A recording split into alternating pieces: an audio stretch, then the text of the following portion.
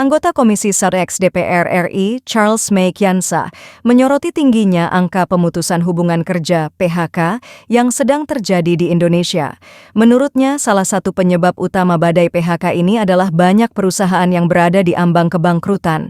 Akibatnya, banyak pekerja yang harus kehilangan pekerjaan.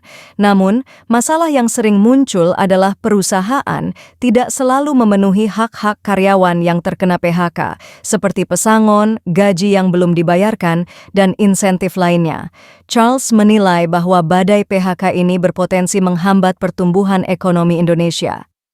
Perusahaan harus tetap memberikan hak-hak karyawan yang terkena PHK dalam situasi apapun, termasuk pesangon, gaji, dan insentif lainnya. Tegas Charles dalam rilis pers yang diterima Parlementaria, Jakarta, Jumat, 9 Agustus 2024. Meskipun Kementerian Keuangan melaporkan peningkatan signifikan dalam kualitas pertumbuhan ekonomi yang ditunjukkan oleh penciptaan lapangan kerja yang cukup tinggi, data dari Kementerian Ketenagakerjaan menunjukkan bahwa sebanyak 32.064 pekerja telah mengalami PHK dalam 6 bulan pertama tahun 2024. Mayoritas terjadi di Jakarta, mencapai 23,29% dari total PHK.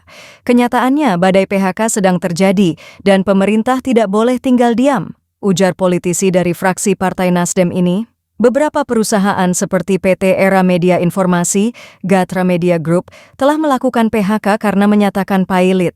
Namun, perusahaan ini belum membayar gaji karyawan sejak Mei, Juni, hingga Juli 2024, dan BPJS Ketenagakerjaan Karyawan juga tertunggak hampir 26 bulan. Selain itu, belum ada kejelasan mengenai pesangon, dan karyawan kontrak belum didaftarkan ke BPJS Ketenagakerjaan. Badan Pusat Statistik, BPS, juga mencatat penurunan laju pertumbuhan industri tekstil dan pakaian jadi terhadap produk domestik bruto, PDB, pada triwulan 11 2024.